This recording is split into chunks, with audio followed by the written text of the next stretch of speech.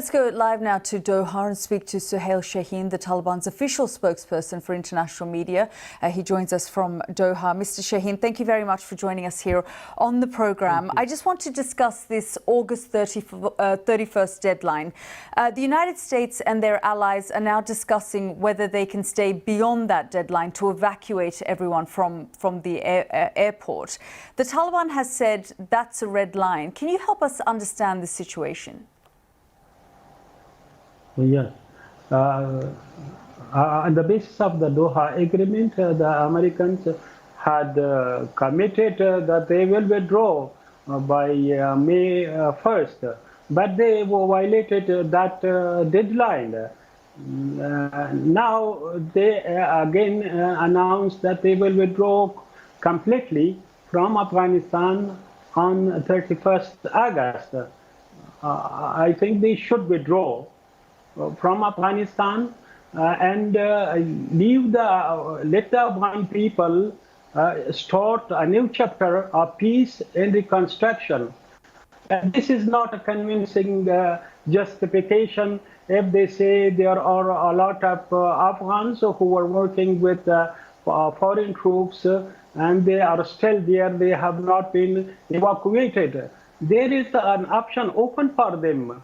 We are not creating any hurdles in their way. If they have passports and the visas are issued by the U.S. to them, they can go to commercial flights anytime they want to go. That is their right. Of course, we want them to stay in Afghanistan and participate in the construction of the country, and there is no risk to their life and property.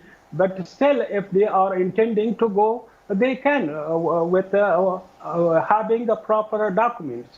The Taliban has said that if the US decides to leave beyond the 31st of August, there will be consequences. What kind of consequences are you talking about? If they extend behind 31st August, that is a clear violation, one thing. Secondly, about consequences, it is up to our leadership how to proceed and what kind of decision they take. That decision will be implemented. Do you think it's likely to turn into some kind of battle or a fight with the Americans?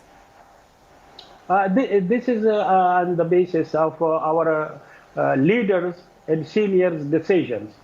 So, I mean, are you worried that there's some kind of, the longer there is some sort of power vacuum in Kabul, and we understand that Mullah Baradar is in Kandahar, but he hasn't gone to Kabul, the longer there is a power vacuum, the longer there is this uncertainty, and therefore the Americans are worried, as are the allies, about leaving people who worked for them behind. And you may give assurances, and you and I, Mr. Shaheen, have spoken about this before, but just last week, Amnesty International has said that the Taliban are responsible for brutal massacres of Hazara men in Ghazni. And so the Taliban is saying there won't be any revenge attacks, there won't be any reprisals, but we're also hearing about these sorts of reports. Can you tell us what you know about it?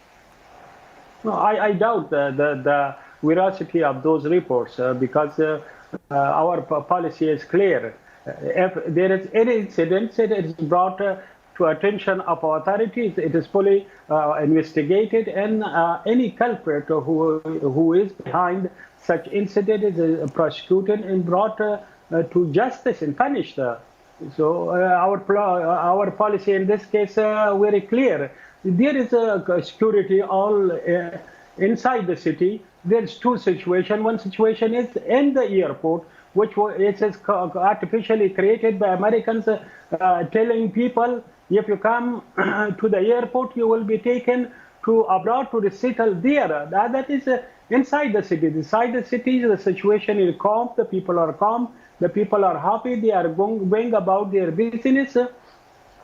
So there is two different situations. But regarding the new government, Afghan inclusive Islamic government, I expect it to be announced in very soon. in a few days. So in the next few days, we're likely to see Mullah Baradar and the Taliban leadership moving to Kabul and moving into the presidential palace. Yeah, I expect that, yes.